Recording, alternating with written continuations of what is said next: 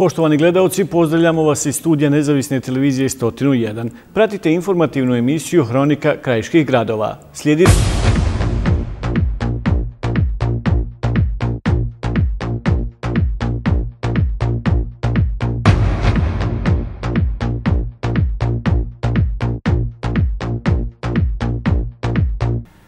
U krugu nekadašnjeg logora Keraterm obilježena je 20. godišnjica stradanja nedužnih Prijedočana. U samo jednom danu u ovom logoru je ubijeno između 160 i 200 logoraša. Logor Keraterm nalazio se u krugu fabrike keramičkih proizvoda smještene na Novoj cesti Prijedor-Banja Luka, nedaleko od centra Prijedora. Zatočenici su držani u 4 skladišne prostorije koje su gledale na cestu. Kao i u logoru Omarska, način upravljanja u logoru bio je takav da je doveo do fizičkog onesposobljavanja ili smrti nesrpskih zatočenika. Opći uslovi za život bili su surovi i nehumani. Zatočenici su bili tako stješnjeni u raznim prostorijama u logoru da često nisu mogli svi sjesti ili leći. Nužnika i prostorija za ličnu higijenu nije bilo dovoljno ili ih uopće nije bilo. 24. jula 1992. godine u prostoriji broj 3 logora Keraterm ubijeno je oko 200 logoraša. Logor Keraterm kao logor je egzistirao od kraja maja 1992. godine do kraja augusta iste godine. U tom periodu kroz logor je prošlo oko 3000 logoraša, od kojih je po našim evidencijama 375 logoraša ubijeno u samom logoru ili su iz logora Keraterm odvedeni na neko od gubilišta u okolini Prijedora i Strena. 23. sam pokupiti iz Donjog ispred kuće, iz policijske stancije odvezli me gore. 23. sam gore ispitam, što se zvalo ispitivanje kod njih, onako bez veze na par pitanja, i onda sam sproveden sa grupom ovom u Keraterm. U toj grupi je bili su ljudi iz Donje Ljubije i bio je i Ovrodoča iz Hambarina, ispod Hambarina, Radočaja.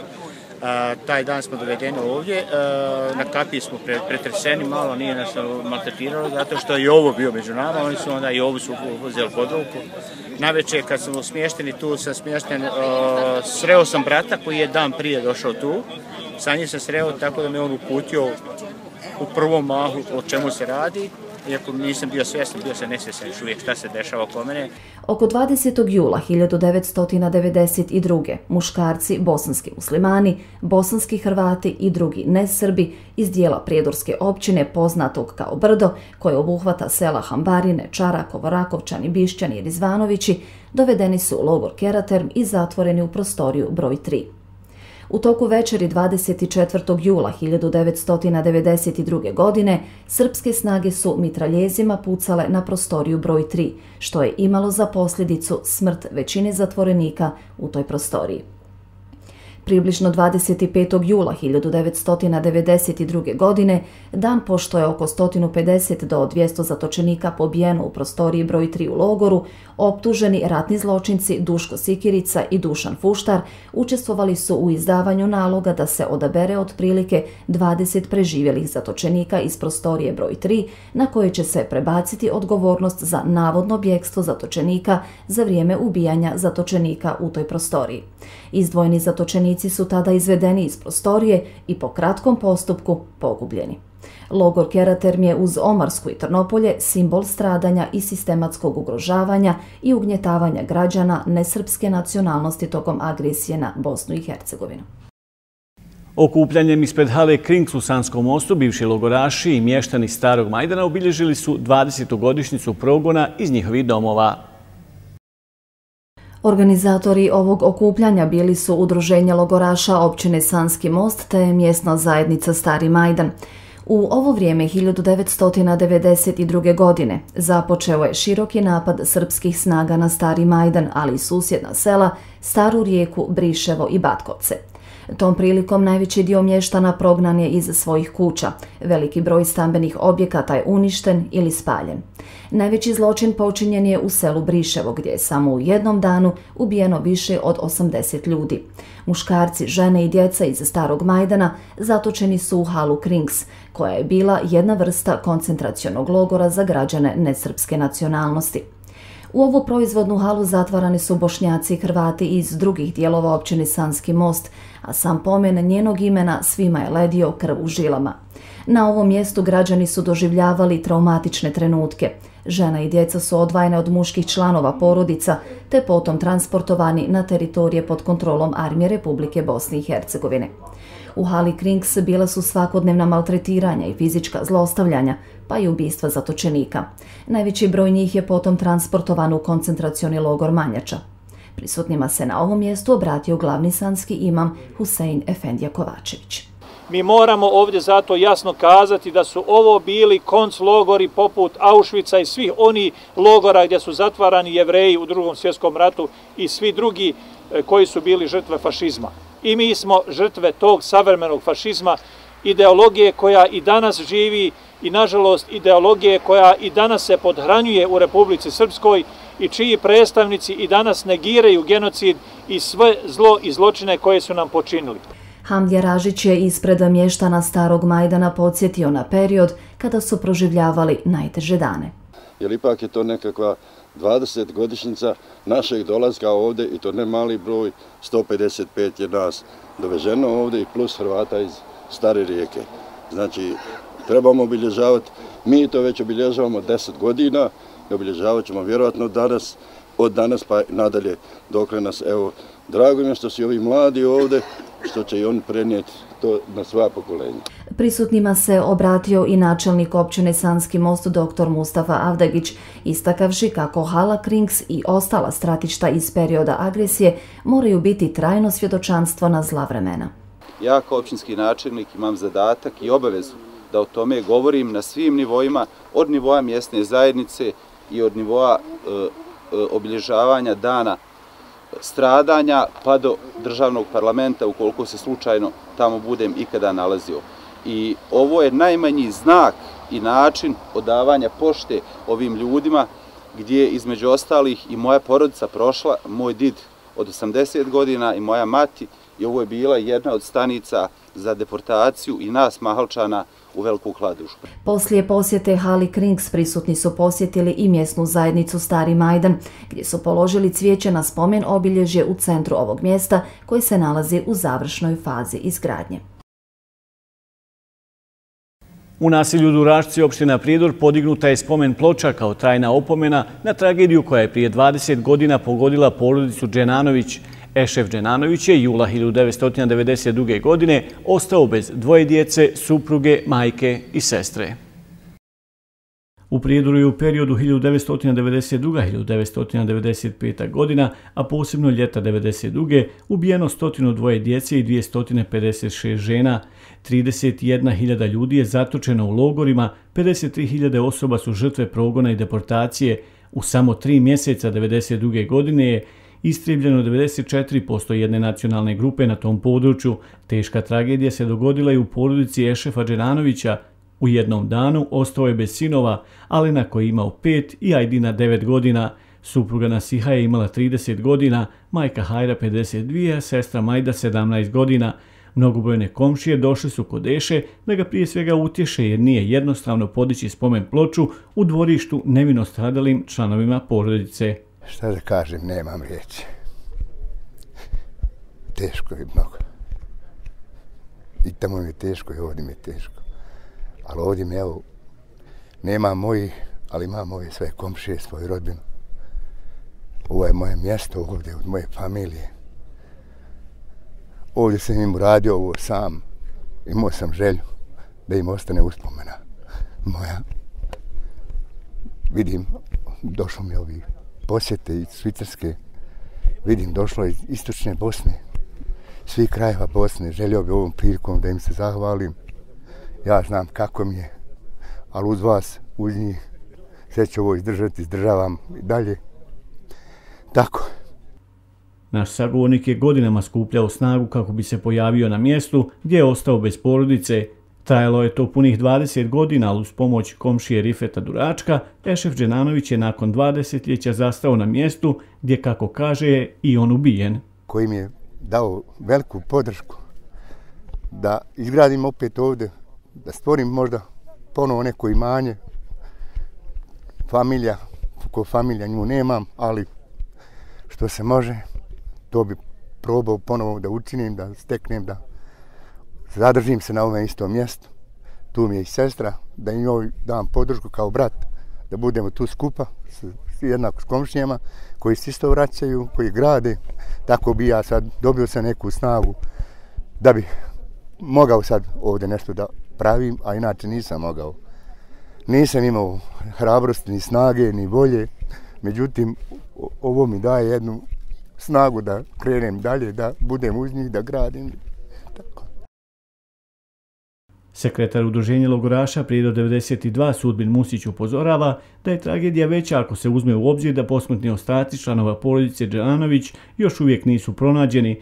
To i njemu, rođaku ubijenih, predstavlja dodatni problem s kojim se bori 2 desetljeća.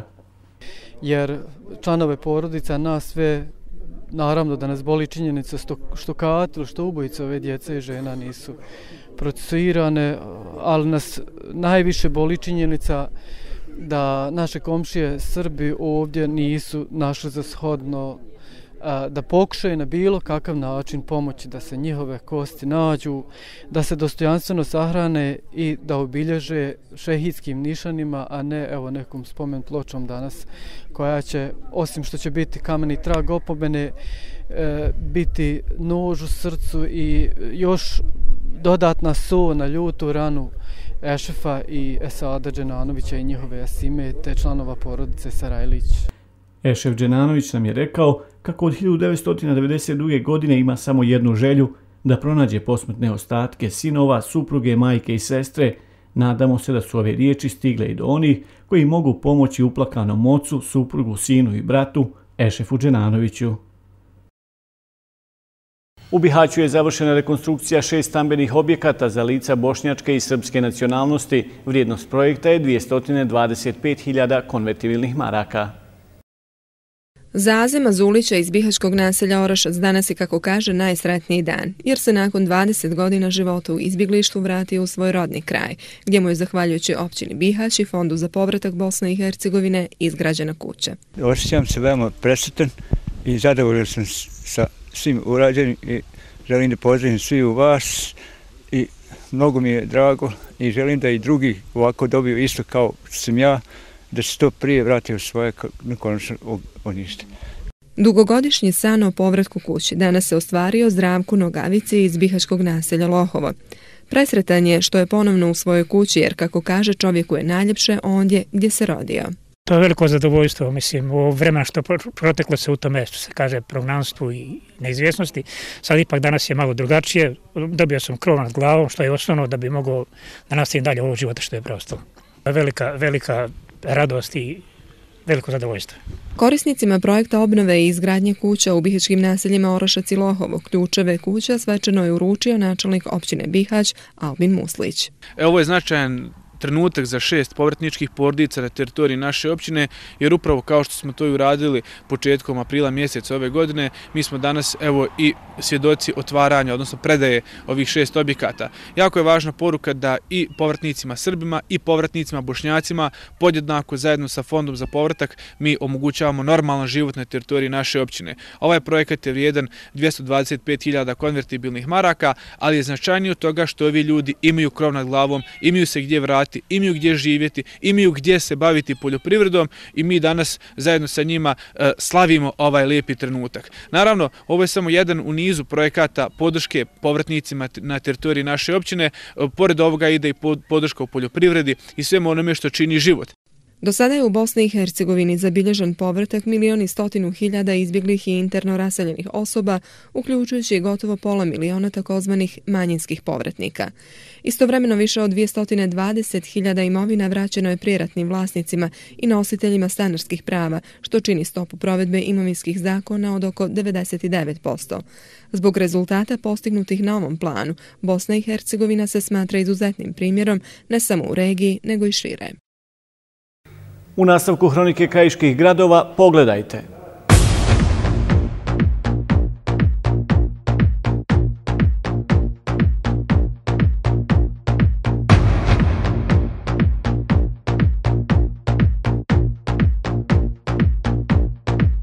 U organizaciji kulturne zajednice Novljani u Bosanskom Novom je održana tradicionalna manifestacija Dani dijaspore.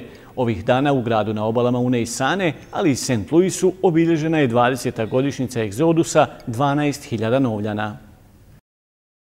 Uz bogat kulturno-umjetnički program u sportskoj dvorani u bosansko-novskom naselju Vidorija održana je tradicionalna manifestacija Dani dijaspore. Bila je to prilika da se istakne značaja Novljana koji žive razasuti širom svijeta, koji nikada nisu zaboravili rodni grad. I ovog puta je konstatovano kako nisu iskorišteni svi potencijali novske dijaspore, koja već 20 godina izdašno pomaže svoje sugrađane. Predsjednica kulturne zajednice Novljani Besima Fetibegović ističe značaj manifestacije Dani dijaspore.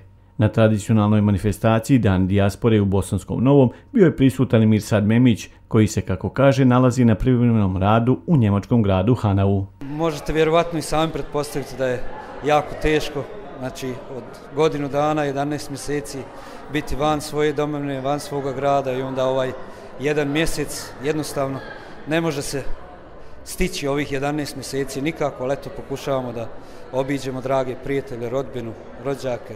Manifestaciji Dani dijaspore prisustvovala je i načelnica opštine Snježana Ilić. Jeste, ovo je tradicionalna manifestacija, održava se svake godine negdje u ovo doba.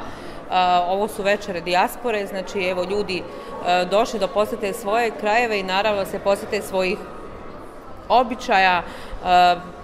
Mislim da će večeras biti jedno lijepo večer druženja, da će im to ostati u sjećanju i da će naravno napuniti baterije kada odu negdje tamo daleko da se sjećaju svog rodnog kraja.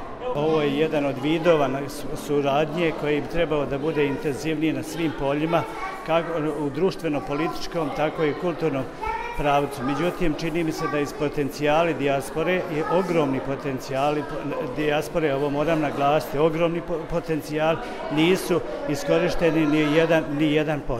Poslanik Narodne skupštine Republike Srpske Senad Bratić kaže kako potencijali dijaspore nisu iskorišteni na najbolji način. Ovaj naš potencijal koji imamo u dijaspori, koji nije ni blizu iskorišten, treba da se stavi u funkciju, da se družimo, da razgovaramo, sigurno da će ovo izroditi i nove kvalitete. Polaganjem cvijeća i učenjem jasina na šehidskom mezarju Blagaj obilježena je 20. godišnjica stradanja egzodusa 12.000 građana koji su pod pritiskom 23. jula 1992. godine napustili rodni grad. Tom prilikom je istaknuto kako je ubijeno 250 nedužnih građana. Protjerivanja iz rodnog grada prisjetili su se i Novljani u Sjedinjenim Američkim Državama, preciznije rečeno u St. Louisu. Oni su porukama da nisu zaboravili događaj od prije 20 godina, ali i porukama mira obilježili ovaj dan u Limej parku u St. Louisu. Ovaj događaj je održan u organizaciji Udruženja građana Bosanski Novi St. Louis, koje je nedavno za otvaranje džamije u bosansko-novskom naselju Buljuk osiguralo $2.300. Kako nam je rekao predsjednik udruženja Omer Tulek, udruženje će i dalje raditi na projektima koji imaju za cilj pružanje podrške Novljanima koji žive u gradu na obalama Une i Sane. U kabinetu načelnika općine Cazin prezentovan je početni izvještaj studije izvodljivosti ulaganja u izgradnju kanalizacione mreže. Izgradnja kanalizacijskog sistema na području cijele općine jedan je od ključnih projekata bez kakvih općina Cazin ne može realizirati zacrtane planove razvoja i napretka. Jedan od bitnih segmenata su studije izvodivosti pojedinih faza, a njihov cilj je ponuditi odgovore na brojna tehnička, svakako i financijska pitanja. Zbog toga je današnjoj prezentaciji početnog izvještaja studije izvodivosti prisustvovao i predstavnik Evropske banke za razvoj Josip Polić. Ovo je nastavak dosadašnje jako uspješne suradnje sa ljudima iz vodovoda i sa čelnicima opštine. Nadam se da ćemo vrlo brzo završiti ovu studiju i da ćemo odmah krenuti, čim definiramo prioritetne investicijske programe, da ćemo krenuti u izradu detaljne projektne dokumentacije i zato su odobrena donatorska sredstva od ovog Western Balkans Investment Facility se zove, to je jedan okvirni program za financiranje pripremnih projekata na Zapadnom Balkanu. Pored kredita banke o kojem razgovaramo, mi smo do sada uspjeli zainteresirati i dva potencijalna donatora. Prije svega tu je švedska SIDA, koja razmatra mogućnost sufinanciranja ovog projekta u iznosu od 2 milijuna eura, a u ponedjeljak imamo sastanak sa predstavnicima holandskog ORIO programa i oni razmatraju sličan otprilike iznos da sudjeluju u sufinanciranju. Kreditna sredstva kod EBRD-a bit će definirana mogućnostima zaduženja javnog komunalnog preduzeća Vodovod, a cijeli projekat iziskuje maksimalan angažman nekoliko različitih timova. Ovo je vjerovatno u ovom trenutku ili do sada po obimu na jednom mjestu sve se radi u istom trenutku, najkompleksnija investicija koja je rađena u zadnje vrijeme u našoj opštini i sa financijskog aspekta, ali i sa potreba rješavanja organizacijskih i drugih pitanja koje stavljaju pred nas, što znači da je to jedan značajan izazov gdje će timovi koji su angažirani morati zaista biti maksimalno skoncentrirani i gdje upravo zahtjeva to umrežavanje i konsultanata i domaćih snaga i sve skupa i donatora i onda na kraju očekujem da će taj projekat realizirati. Povećanje broja urbanih naselja i razvoj industrije zahtijevaju kvalitetno rješavanje kanalizacionog sistema, a kako uz to idu i poboljšanje kvalitete života stanovništva, kao i evropski standardi koji se moraju slijediti, ovaj je projekat od presudnog značaja za budućnost općine Cazin, kazano je na današnjem sastanku. U nastavku Hronike krajiških gradova govorimo o otkupu poljoprivrednih proizvoda na području općine Cazin. Na otkupnom mjestu poljoprivredne zadruge Agromerkantilija kod Irfana Hadžića u Stijeni malinu predaje 12, a krastavac 9 kooperanata. Ovih dana privodi se kraju isporuka 2 vrste maline koju preuzima Agromerkantilija po cijenu od 2 konvertibilne marke, a počinje otkup polke nove vrste maline na našem području koje otkupljuje kupac iz Bužima po cijene od 3 marke i 30 feniga. Na ovom otkupnom mjestu polku mogu predavati svi proizvođači bez obzira iz kojeg dijela kantona dolaze, a ono što treba istaknuti svakako je plaćanje maline odmah po isporuci. To je jedna radosna vijest za ove malinare. Rekao da otkupna cijena maline polke će biti ove godine ovdje kod mene na ovoj otkupnoj stanci 3 marke i 30 feninga. S tim što će se samo pakovati u gajbicu od 250. To je jedna od novosti pošto su nam bile uborili cijenu maline, tako da je to sad nešto novo i nadam se da će to obradovati sve poljoprivredne proizvođače, naročito malinare, koji umjesto 2 marke sad će imati još marku i 30 gore. Bez obzira na mjesnu zajednicu, na kompletan kanton, odnosno opštinu, državu, mogu svi koji imaju polku, koji imaju tu svježu stonu malnu, mogu donositi i cijena će biti za sviju ista.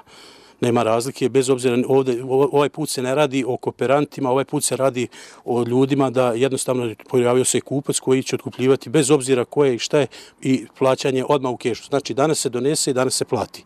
Na otkupnom mjestu u Stijeni razgovarali smo s nekoliko proizvođača maline koji nisu zadovoljni otkupnom cijenom maline od 2 konvertibilne marke koju je uoči same berbe uvela poljoprivredna zadruga Agromerkantilija. Među njima je Jasim Jakupović koji se ranijih godina bavio uzgojem krastavca, a prošle godine je zasadio 2 dunuma maline Fertodi. Ostao sam na 2 dunuma zasada, što sam lani napravio u proleće. Evo, ovo mi je prva berba. Maline ko malina, eto, ljudi su, što se tiče mene, evo sad konkretno baš u ovome periodu, berba je pre kraju pretodija i ja volio, u ovome vremenu sad volio bi da nisam napravio ovo što jesam, jer s obzirom na cijenu koju su nam ponudili, ali su lukavo to odradili, ovo je i sramota, mogu reći slobodno, od ljudi koji su to donili takvu odluku. Čekali su dok berba krene, kad je berba krenula, oni su nam ponudili cijenu na 2 marke, s obzirom da je lani bilo 3 marke i prošle godine, ne znam. Uglavnom, sve u svemu, ja lično, ovu sadu sam ja obavezao se zadrugi platiti 2 marke. I sad ja plaćam berače, ljudi koji se bave s ovim, oni znaju kako se mora berači platiti. Ako ga platim 60 ili 70 ili pola marke, ja zaista sami morate zaključiti koliko meni ostane tome. To su kulture koje se moraju odraditi, koje morate platiti radnika na vreme, ako niste, onda baš nemate ništa. I mislim da su ljudi zatajili koji su, ako postoje takve organi, zatajili su koji rade na tome nama. Jedino koje sad, evo ovo naše udruženje, ono je malobrojno, oni nešto pokušavaju napraviti, ali oni su nemoćni. Prije nekoliko dana na ovom otkupnom mjestu počeo je i otkup krastavca. Proizvodnjom ove povrtne kulture već 3 godine bavi se Asmir Hadžipašić koji ističe da je to zahtjevan posao, no da je itekako isplativ. Prvu godinu sam imao 1 dunum, pobio mi je led, drugu godinu sam imao 2 dunuma, evo sad imam ponovo dunum 1. Imam ja i žena i 2 djece i punac, stižemo to svaki dan redovno. Zadovoljan sam prihodom i dobro. Berba je već počela? Berba je počela, manje prihoda, ali već počela. Nadamo se i boljem prihodu. Cijena je standardno uvijek ista. Prva je klasa do marke, druga je pola marke, treća je 20 feniga, tako da je poprilično dobro. Po riječima Irfana Hadžića, otkup maline i krastavca na ovom otkupnom mjestu teče dosta dobro, a proizvođači se uglavnom drže termina predaje plodova, pa i njihov dalji transport teče planiranom dinamikom. Naredne minute odvojili smo za naše sponzore.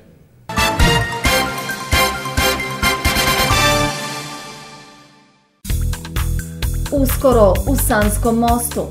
Najpovoljnija ponuda stanova. Stanovi od 40 do 65 metara kvadratnih. Eurostan d.o.o. Telinea. Vrijeme za savršenu konekciju. Besplatan priključak, trio paketa. Internet, fiksna telefonija i novo u trio paketu digitalna televizija.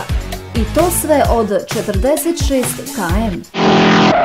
Koristite Telinea bežični internet. Najbrži internet u gradu. Želite li izvesti automobile, namještaj, pakete ili ostalu robu? EMC Cargo. Saznajte zašto smo vodeći u oblasti izvoza. Za vas ćemo izvesti robu u BiH, Hrvatsku, Srbiju i zemlje regiona. Osim prijevoza, nudimo i skladištenje i pakovanje.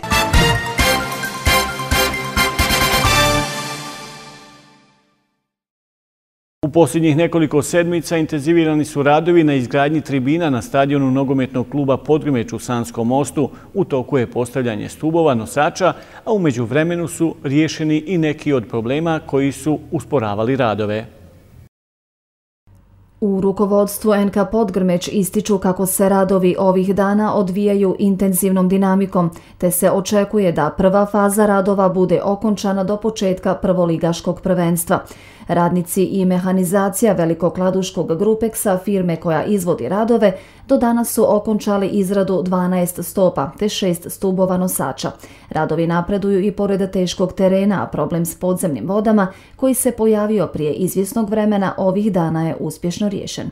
Radimo u jedno izuzetno teškim uslovima gdje kopanjem ovih stopa nailazimo na sigu koju je teško razbiti. Ali oni svojim mašinama to izuzetno dobro rade i vidite kako se dinamika radova odvija izuzetno dobro. Sad smo već postavili 6 nosivih stubova i 12 stopa. Znači, dinamika radova trebala da bude završena ova prva konstrukcija do utorka, tako su nam rekli izvođači. Rukovodstvo NK Podgrmeć pokrenulo je ovih dana i akciju nazvanu Stolica za Podgrmeć. Cilj akcije je kupovina stolica za tribine gradskog stadiona, a zamisao je da građani i kolektivi kupovinom stolice, čija cijena iznosi 20 maraka, pomognu njihovu nabavku i ugradnju. Na gradskom korzu ispred ulaza u mali park na rijeci Zdeni postavljen je štand i svi koji žele uplatom pomenutog novčanog iznosa mogu kupiti jednu stolicu za buduće tribine. Također uplate se mogu vršiti i u prostorijama NK Podgrmeć, te se građani i prijatelji kluba mole da svojim učešćem podrže ovu akciju. Poštovani gledalci, bilo bi to sve što smo pripremili u ovom izdanju Hronike krajiških gradova. Hvala vam na pažnji i do gledanja.